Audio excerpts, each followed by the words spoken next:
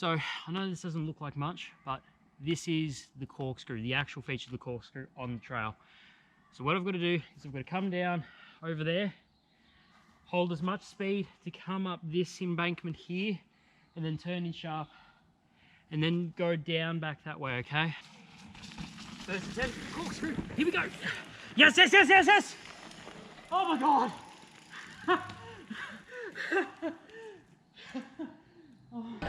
After 3 years of training on this thing with multiple bikes, this should be my penultimate guide to corkscrew, including the corkscrew. So we're just going to start off with this bit of a rocky chundry part as you go down that rock drop. Easy line to catch you through there. You just beeline down this, and we come up to the corkscrew. You got to go left. Then we're going to go up and around and down. That's the feature of the corkscrew. But now you're back on the power, so make sure you're either changing down into the corkscrew, or you're going to have to carry a lot of speed through that downhill and don't clip the pedal. You've got to go left, down through this cut-in, which is pretty precarious in the wet, and down on these roots. Again, still trying to find out what the best line through the wet is, but that line seemed to hold up pretty darn well. You can see how afraid I am by how many red lights there are. It's not orange, it's red. So don't think that this is quite as easy as what the e-bike makes you believe. Probably the easiest part, and it's probably the slickest, just because there's no roots or loam to really protect the trail from the rain. It just sort of washes off. Come down on the inside.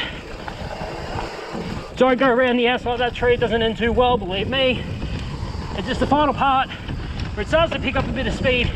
There's some gnarly roots that'll pick you off if you're not careful. I know I'm a lot on the brakes, but at the same time, I need to survive. And in the rain, I'm not too great, as my footage from Medina will attest to. Go between the roots, just sort of slicing in between.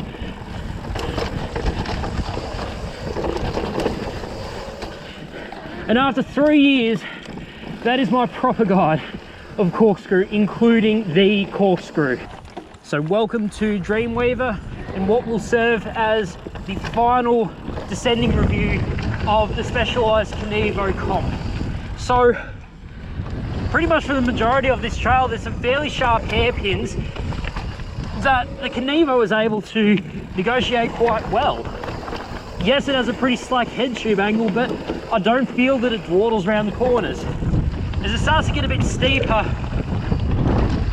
that steep head tube angle and the 180mm travel fork that's holding up this e-enduro bike is working incredibly well. Now it's going to start to pinch up here. I'm not going to go on that step up. I'm just going to come over these roots. The bottom bracket didn't strike, which is great. So for the most part, it's just a bunch of hairpins and just these sneaky pinches that all of a sudden roll you down, and oh my God. Now, hard on the brakes. Brakes work pretty well. Being code R's, you'd hope so. But Dreamweaver is just a flow trail that in the dry, you'd be drifting your back wheel around these hairpins. But for the Kenevo in the wet, they're pretty easy. This is handling everything incredibly well as we go off that jump. Didn't feel like I was about to catapult myself over, so the back shock isn't too reboundy. And just a few doubles down the bottom of Dreamweaver for all you jumping fanatics, but that's a bit more of a better guide of what Dreamweaver than what I tried yesterday on Warpath. And that puddle's still there.